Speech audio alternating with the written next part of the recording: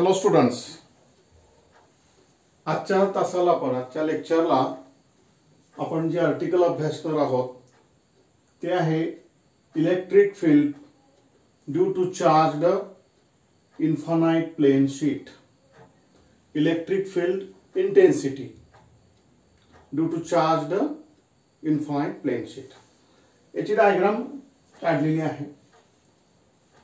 हे आपण जे आता सध्या अभ्यास करतो ते गॉस लॉ याचे ऍप्लिकेशन अभ्यासतो. आतापर्यंत दोन ऍप्लिकेशन अभ्यासून झाले ते एक स्फियर एक cylinder.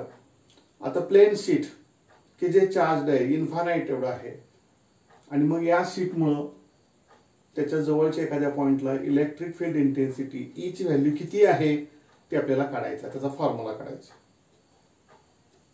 Consider a uniformly charged infinite plane sheet with surface charge density sigma.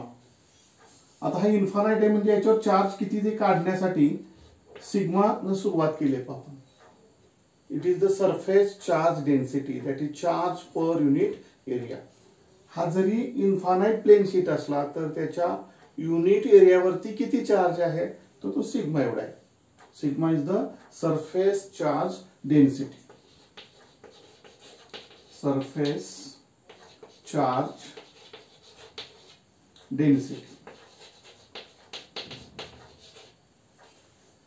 Let P be a point at a distance r from the sheet and E be the electric field at point P. आता हा P हा point घेतलाय. ह्या sheet पासून याचं अंतर जे आहे ते r एवढं आहे. P हा पॉइंट किती अंतरावर आहे? r. आणि या ठिकाणी असणारी ही जी इंटेन्सिटी आहे ती फॅक्टर ई न दाखवलेली. आता इथं असं आहे पहा, आता पी ह्या पॉइंटला कव्हर करणारा गॉसियन सरफेस पाहिजे आपल्याला. त्यासाठी तुम्हाला इथं दिसतोय हे सिलेंडर. हा सिलेंडर इथं असा रीतीने घेतलेला आहे की त्याच्या क्रॉस सेक्शनल एरियाला पॉइंट पी असेल. Consider a Gaussian surface around point P in the form of a cylinder having cross-sectional area E. हा जो एरिया आहे का हा तो ए एवढा आहे असं गृहीत धरूया आणि ह्या सिलेंडरच्या ह्या क्रॉस सेक्शनल एरियावरचा हा पॉइंट पी आहे. आणि मग ह्या सिलेंडरची लेंथ किती आहे? हा जसा पॉइंट मी शीटच्या एका बाजूला घेतलाय तसा हा दुसऱ्या बाजूला आहे. टोटल सिलेंडरची लेंथ 2r आहे. म्हणजे प्लेन शीट पासून पी हा पॉइंट r एवढा अंतरावर आहे एका बाजूला, तसं पी डॅश हा पॉइंट दुसऱ्या बाजूला r एवढ्या अंतरावर आहे. म्हणजे ह्या सिलेंडरची टोटल लेंथ झाली 2r with its axis perpendicular to the plane of the sheet.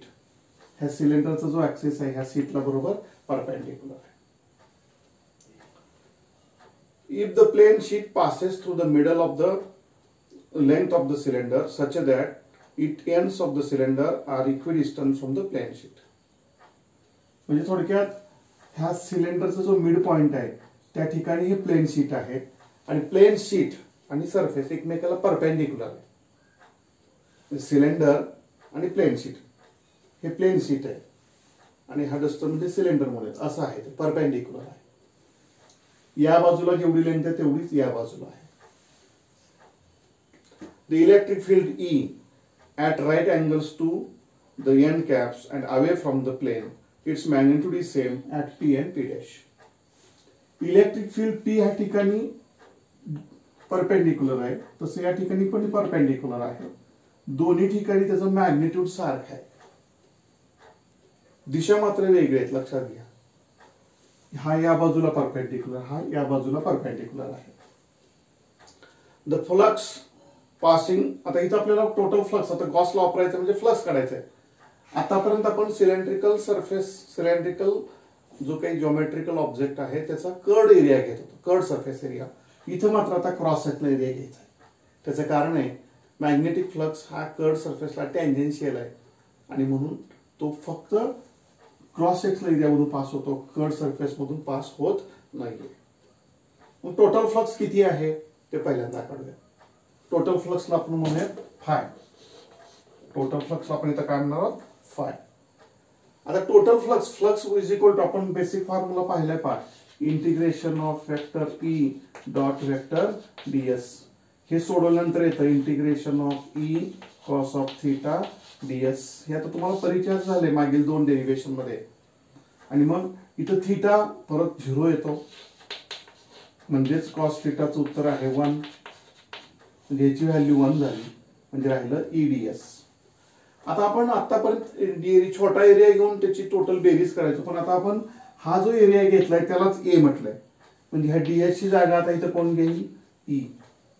म्हणजे इंटिग्रेशन ऑफ डीएस हे इंटिग्रेशन करून येणार उत्तर. म्हणजे थोडक्यात बघा, थोडक्यात हे असे येणार आहे, ह्याचं जे उत्तर आहे ते येणार आहे ई इंटू ए.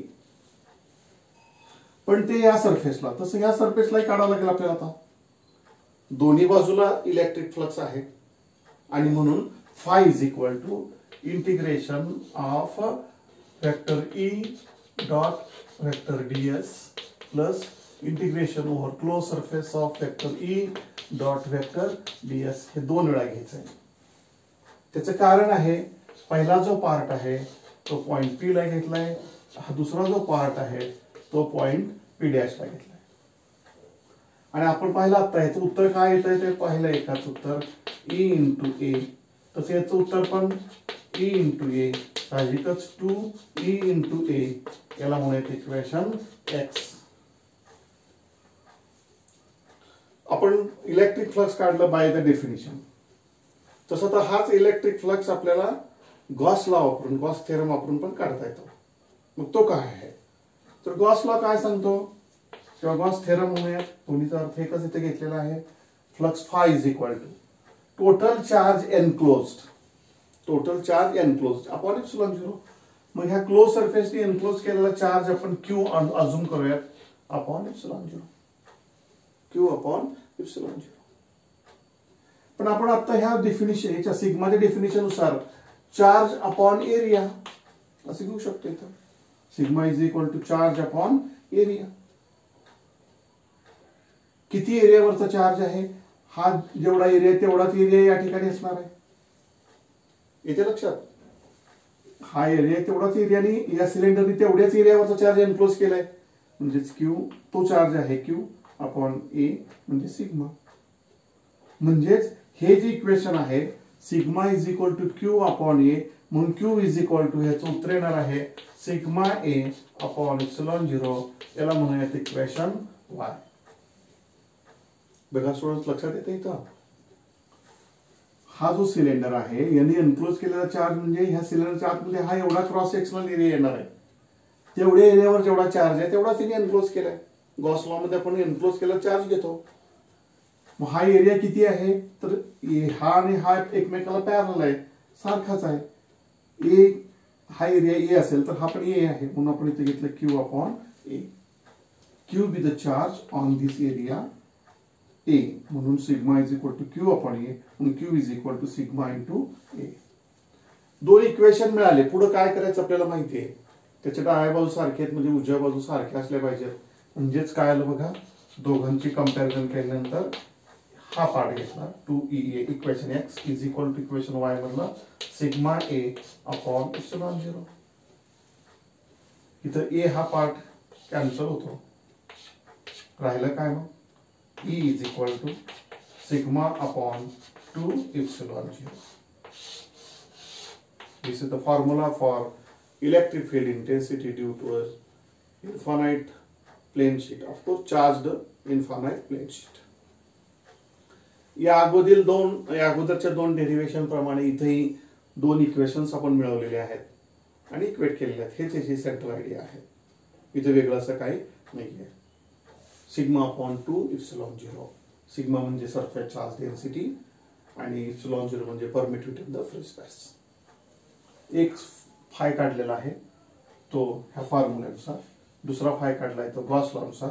फक्त इथे लक्षात असं घ्यायचं आहे की प्लेन शीट असल्यामुळं त्याची दोन्ही बाजूला फ्लक्स आहे आणि म्हणून दोन्ही बाजूचे हे एरिया विचारात घेऊन इथे आपल्याला flux at point P plus flux at point P dash एवढं लक्षात ठेवायचं आहे. आणि मग साहजिकच ई कॉन्स्टंट असतो इंटिग्रेशन ऑफ डीएस, म्हणजे हा एवढा एरिया म्हणजे आपण ई अजून केलंय आणि म्हणून इथं ह्याचं उत्तर ई इंटू ए आलं, ते इथं 2 वेळा घेतलेलं आहे. साधं सोपं हे डेरिव्हेशन आहे. स्टुडंट्स इथं आपण तिसरं डेरिव्हेशन पूर्ण केलेलं आहे, तिसरा गॉस लॉचं ऍप्लिकेशन पूर्ण केलंय. ते आहे electric field due to charge infinite plane sheet. आता आपल्याला हळूहळू पुढे जायचं, एक एक टप्पा पुढे कव्हर करायचा का. हे झाल्यानंतर आता आणखी एक छोटंसं आर्टिकल आपण आत्ताच्या लेक्चरला घेणार आहोत, आणि ते आर्टिकल आहे इलेक्ट्रोस्टॅटिक पोटेन्शियल एनर्जी. हे जे आर्टिकल आहे ते आहे एक्सप्रेशन फॉर पोटेन्शियल एनर्जी. काय आहे ते बघूया. पुढचं आर्टिकल आपण पाहणार आहोत इलेक्ट्रोस्टॅटिक पोटेन्शियल एनर्जी.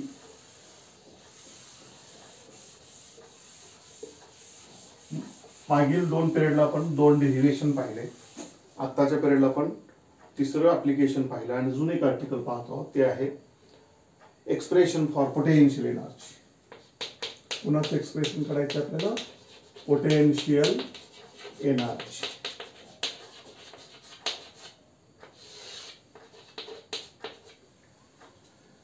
पोटेन्शियल एनर्जीसाठी जे अगोदर डायग्राम आहे ती व्यवस्थित समजून घेऊयात.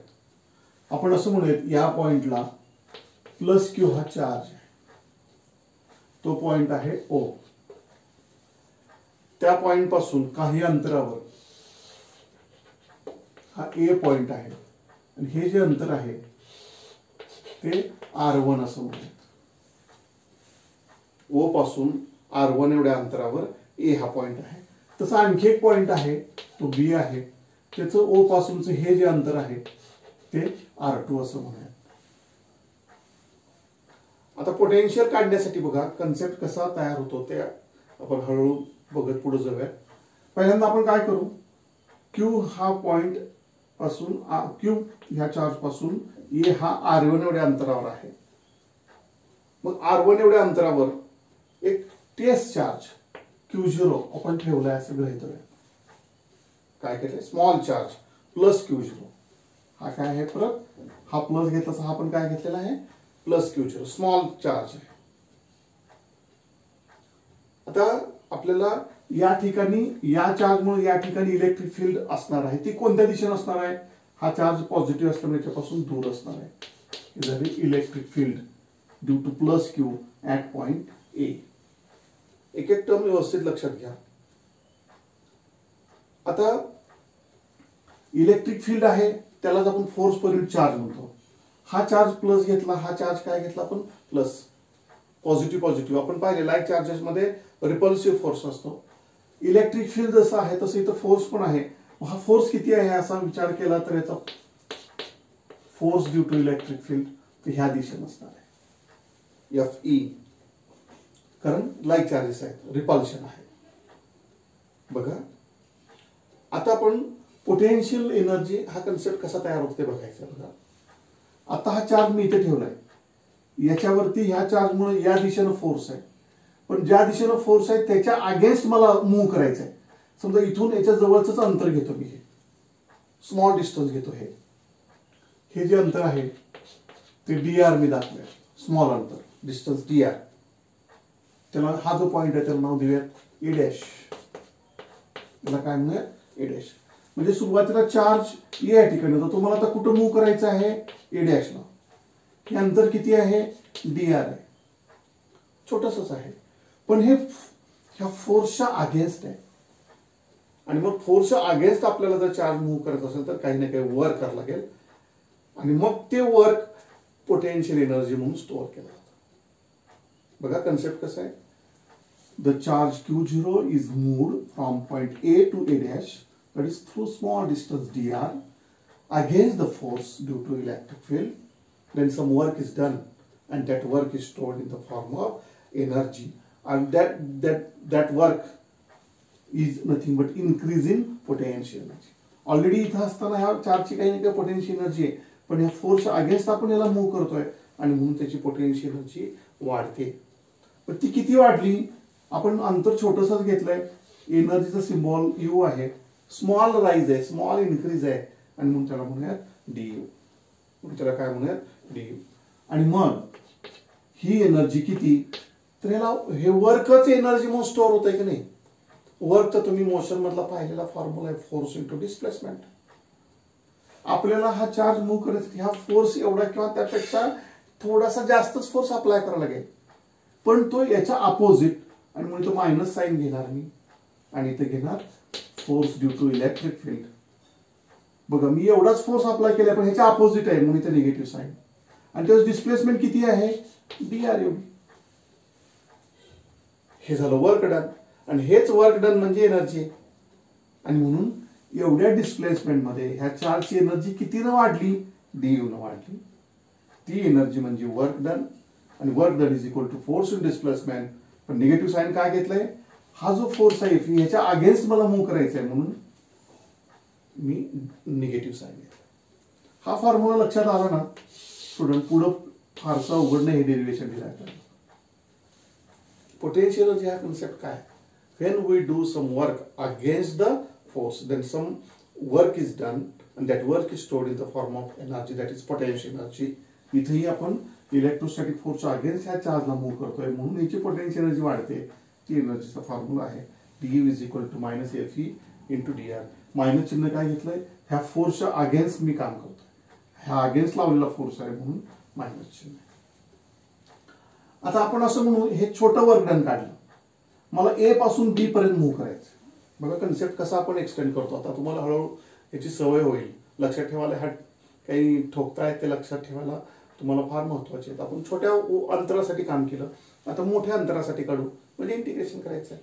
मग टोटल वर्क डन मी त्याला टोटल एनर्जी जे यू म्हटलं, तर याचं उत्तर काय येणार आहे, इंटिग्रेशन ऑफ du. पण कुठून कुठं जायचं आपल्याला, ए पासून बी पर्यंत. पण ए हे किती अंतरावर आहे, r1, बी हा किती अंतरावर r2, म्हणून ह्याचे लिमिट्स आहेत, integration over the limit r1 to r2 of du. म्हणजेच इथे कोणाचं इंटिग्रेशन करायचं आहे, हेच formula minus fe into dr with limits r1 into r. r1 हे लोअर लिमिट आहे, r2 हे अप्पर लिमिट आहे. म्हणजे काय केलं आपण, छोट्या अंतरासाठीची एनर्जी काढली, मोठ्या अंतरासाठी किती, तर याचं इंटिग्रेशन केलं. पण कुठून कुठं जायचं आहे ते लिमिट्स ठरले. r1 पासून आपल्याला कुठपर्यंत यायचं आहे, r2 पर्यंत. आता इथे आपल्याला हे सोडवण्यासाठी फोर्सचा जो फॉर्म्युला आपल्याला माहिती आहे तो सबस्टिट्यूट करायचा आहे. आपण फोर्स, इलेक्ट्रोस्टॅटिक फोर्स अभ्यासलाय तो F इज इक्वल टू, पहिल्यांदा हा कॉन्स्टंट पार्ट 1/4πε0, ह्या कॉन्स्टंट पार्टला आपण ब्रॅकेट करूया, into Q1 Q2 upon r square. हा Q1 हा Q2 म्हणजे Q इंटू Q0 असं येईल. Q1 म्हणजे कॅपिटल Q आहे, Q2 म्हणजे Q0 आहे, अपॉन त्यांच्यातलं जे अंतर आहे ते आता आपण घेत असताना r स्क्वेअर असं घेऊयात. काय घेऊयात, r स्क्वेअर. हा फॉर्म्युला इथे सबस्टिट्यूट केल्यानंतर दोन चार्जेस मधलं जे डिस्टन्स आहे त्या डिस्टन्सला मी इथं काय म्हटलेलं आहे, r. आपण मूव्ह करत असताना हे अंतर बदलणार आहे, ते इंटिग्रेशन मध्ये इथं आल्यानंतर त्याचं लिमिट्स येणारच आहे. आणि म्हणून आता तिथं अंतराला मी अजून काय केलंय, r असं केलेलं. तो फॉर्म्युला ते ठेवल्यावर u बरोबर integration from r1 to r2 with minus sign 1/4πε0 Q0 upon r square into dr हा तसाच तिथं पुढे घेतलाय. या फीच्या ऐवजी आपण हा फॉर्म्युला ठेवला आणि मग इंटिग्रेशन करून येणारं जे उत्तर आहे ते लक्षात ठेवायचं आहे आपल्याला. इंटिग्रेशन करून येणारा जो पार्ट आहे तो, ती जी एनर्जी आहे, इथं du म्हटलंय आपण, याला डेल्टा यू, तुमच्या पुस्तकातले सिम्बॉल आपल्याला घ्यायचे आहेत. इथं पण आपण याला डेल्टा यू असं म्हणूया. इथं du म्हटलं, इथं डेल्टा यू असं म्हटलंय. पुस्तकातल्या सिम्बॉल नुसार आपण काम करूया. इंटिग्रेशन केल्यानंतर डेल्टा यू बरोबर उत्तर येत आहे. पहिल्यांदा हा कॉन्स्टंट पार्ट 1/4πε0 तसाच येतो, त्याच्यामध्ये काही फरक पडत नाही. आणि मग हे मायनस साइन तसंच आहे, 1/r मायनस 1/r हे इंटिग्रेशन आलं. त्यानंतर Q0 कॉन्स्टंट आहे, ते लिमिट्स आहेत r1 r2 क्यू आणि Q0 तसंच. इंटिग्रेशन कसं आलं काय आता ते काही गोष्टी आपल्याला ॲज इट इज लक्षात ठेवायचे. इंटिग्रेशनचे नियम वापरून ते केलेलं आहे. आणि मग हे upper limit minus lower limit असं करत असताना हे ठेवल्यानंतर ह्याचं उत्तर येत आहे delta U is equal to 1/4πε0. हे लिमिट ठेवत असताना निगेटिव्ह साईन निघून जातं, ते काढलेलं आहे. हे निगेटिव्ह साईन इथं बॅलन्स केलेलं आहे आणि येणारं जे उत्तर आहे मग पहिल्यांदा हा पार्ट घेऊया. Q0 इंटू ब्रॅकेट 1/, आता अगोदर हे लिमिट असतं की नाही, -1/R2 मायनस वर प्लस 1/R1 येतं, त्याच्यावेळी आपण इथं 1/R2 मायनस 1/R1 असं घेतलंय. त्याच्यामुळे हे मायनस साईन बॅलन्स झालं आणि हा मग तुमचा आलेला फायनल फॉर्म्युला आहे. This is the final derivation for the potential energy. आणि हे ऍक्च्युली काय आहे, this is the work done. Students, ह्या ज्या स्टेप्स आहेत मॅथमॅटिकल स्टेप्स, याच्यात काही अडचण आली तर आपल्याला हे फायनल उत्तर मात्र माहिती पाहिजे, हे पाठच करायचे, लक्षात घ्या. आपण आणखी काही डिस्कशन मध्ये हे मी क्लिअर करणार आहेच तुम्हाला. आता फायनल आन्सर आपला आलाय delta U is equal to 1/4πε0 Q0 into bracket 1/R2 minus 1/R1. आपण गुगल मीट जी घेतोय त्यावेळेस हे आणखी मी क्लिअर करून सांगणार आहे. आता हे लक्षात ठेवा, this is the expression for potential energy. In general जर चार्जेस Q1 Q2 असे घेतले तर इथं काही Q1 Q2 into bracket 1/R2 minus 1/R1. आणि त्याच्याही पुढं हे जे अंतर आहे ऍक्च्युली ह्या दोघातलं हे एवढंच अंतर आहे, त्याला आपण जर R मानलं, कारण 1/R2 मायनस 1/R1 हे सोडवत असताना इन जनरल आपण एक पॉइंट इन्फिनिटीला घेतला, एक पॉइंट जवळ घेतला, तर ह्याचं उत्तर फॉर्म्युला येतं delta U is equal to 1/4πε0. Capital Q is equal to Q1 म्हटलं, Q0 is equal to Q2 म्हटलं, तर इथं उत्तर येत आहे R, की जे हे दोघांमधलं अंतर आहे. आणखी हे कसं आलं तर इनिशियली पॉइंट हा इन्फिनिटीला असतो, इन्फिनिटी पासून या पॉइंटला घ्यायचा आहे, असा कन्सेप्ट आहे तो. आणखी पुढच्या आर्टिकलमध्ये आपलं क्लिअर होईल. आता फक्त आपण इथपर्यंत आलेलो हे लक्षात ठेवा. हा फॉर्म्युला कसा आला ते आणखी नेक्स्ट लेक्चरला आपण इन डिटेल बघणार आहोत. फॉर्म्युला आला potential energy is equal to delta U is equal to 1/4πε0 Q0 into 1/R2 minus 1/R1. उद्याच्या लेक्चरला हेच आपण पुढे कंटिन्यू करणार आहोत. आताच्या लेक्चरला आपण इथं थांबवत आहोत. ह्याचं आणखी एक्सप्लेनेशन उद्याच्या गुगल मीटला मिळेल. धन्यवाद.